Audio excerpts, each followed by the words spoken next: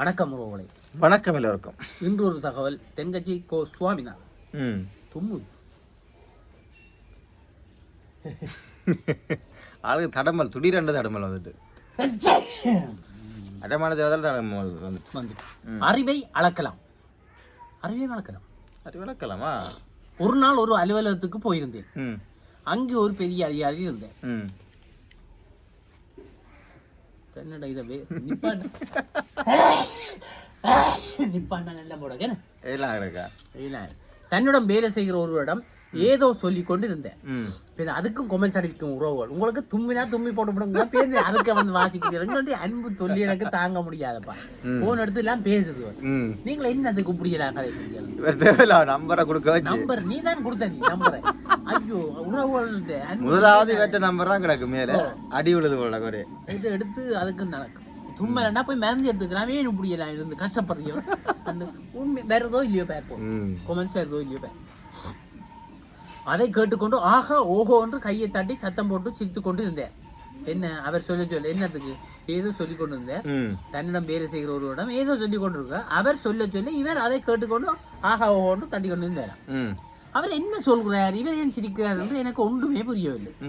அந்த பெரிய அதிகாரி பேனாவுடன் இவரிடம் போய் மெதுவாக கேட்டேன். பெரிய அதிகாரிட்ட போய் தெரியும், ஏன் சார் அவர் உங்களிடம் சொன்னது நகைச்சுவை மாதிரியும் தெரியல, அதுக்கு ஏன் இப்படி அட்டகாசமாக சிரிக்கிறீர்கள் என்று கேட்டேன். என்ன மாதிரி சார் அவர் சொல்வது நகைச்சுவை இல்லை என்பது உங்களுக்கு தெரியுது, எனக்கும் தெரியுது, ஆனா அவருக்கு தெரியவில்லை.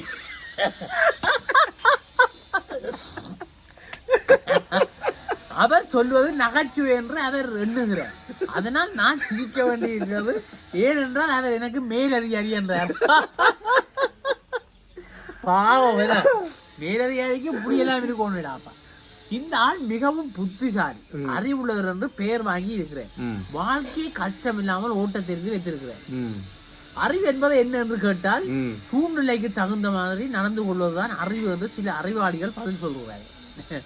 இந்த அறிவு என்பது நமது உடம்பிலே எங்கே உள்ளது? மூளையில் தான் இருக்கிறது. அறிவு எங்க மூளையில இருக்கு. அதிலே ஒன்றும் சந்தேகம் இல்லை. இந்த அறிவை அளக்க முடியுமா? முடியும்.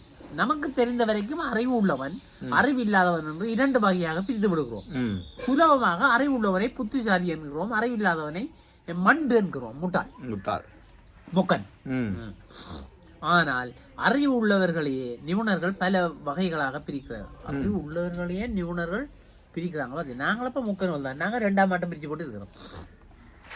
அறிவின் தரத்தை பாகுபாடு செய்து முதலில் 200 வரைக்கும் கணக்கிட்டு இருக்கிறார்கள். அதற்கு ஐக்யூ, அதாவது இன்டெலிஜென்ட் குவாண்டன்ட் என்று பெயரும் வைத்திருக்கிறார்கள். இந்த ஐக்யூ 90 100 வரைக்கும் இருந்தால் அவன் சராசரி மனிதன். 110 120 வரைக்கும் சுவர் அளந்த மாதிரி இறங்குறான். 110 120 வரைக்கும் இருந்தால் அவன் சராசரிக்கும் மேலே. 120 130 வரைக்கும் இருந்தால் அவன் ஒரு சுரந்த புத்திசாலி. 130 140 வரைக்கும் இருந்தால் அவன் பிறவிலேயே புத்திசாலி தரம் உள்ளவன். 140க்கு மேலே ஐக்யூ சென்று விட்டால் அவன் மேதை. அது சரி, இதுவரை 90க்கு மேலேயே பார்த்து கொண்டு போகிறோம். இப்போது நமது கணக்குக்கு வருவோம். 90க்கு கீழே போக போக மந்தம், அதிக மந்தம், அளவு கடந்த மந்தம் என்று பிரித்திருக்கிறார்கள். அதனாலேயே ஒருவருடைய ஐக்யூவை கணக்கிட்டு அவருடைய புத்திசாலித்தனம் எந்த அளவுக்கு இருக்கிறது என்பதை திட்டவட்டமாக சொல்லிவிடலாம். ஒரு பெரிய மனிதன் இருந்த வசதியான மனிதர் தான், இருந்தாலும் செலவு செய்ய மாட்டார். அவர் மனைவிக்கு திடீரென்று உடம்பு சரியில்லாம போய்விட்டது. அவர் நகரத்துக்கு சென்று ஒரு வைத்தியரை அழைத்து வந்தார். சில நாட்கள் இவரின் வீட்டிலேயே தங்கி இருந்து வைத்தியம் பார்ப்பதற்கு. அந்த வைத்தியர் கிராமத்துக்கு வந்து அந்த பெரிய மனிதர் வீட்டிலேயே சிறிது காலம் தங்கினார்.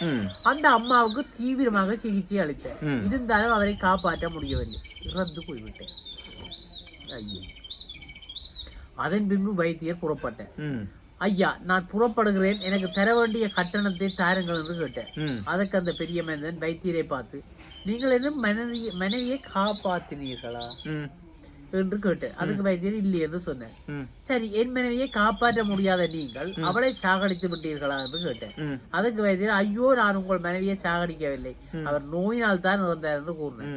இப்போது அந்த பெரிய மனிதன் சொன்னார், நீங்கள் எனது மனைவியை காப்பாற்றவும் இல்லை, சாகடிக்கவும் இல்லை.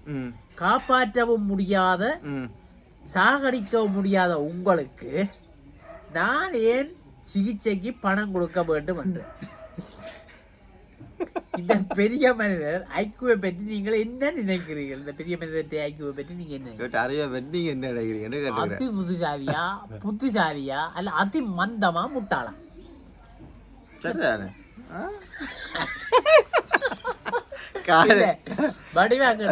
சாடிக்க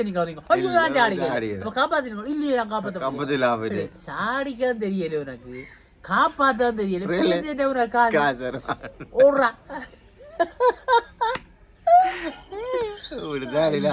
கடவுளே, என்ன நிலைமை என்ன இப்படி போகுது நாடு. அப்ப பாவம் என்ன வைத்தியர் என்ன யோசிச்சு சிலவழைப்புகள் என்ன என்ன அதுதானே. நாங்களும் சமூகத்தில் புத்திசாலித்தனமாக நடந்து கொள்ளணும். சில இடங்களில் புத்திசாலித்தனமாக நடக்கணும். சில மக்கள் வெளியில் பார்க்கக்கூடாது. மற்றது எங்களுக்கு அந்த ஆறுட்டே எப்படி கதைக்கிறேன்னு தெரியணும் இல்லையே. ஒரு மேலதிகாரிட்ட போனால் அதுக்காக இப்படி நிற்கிறேன். அவங்களுக்கே அவனுக்கே தெரியும் பாலி வைக்கிறாங்க.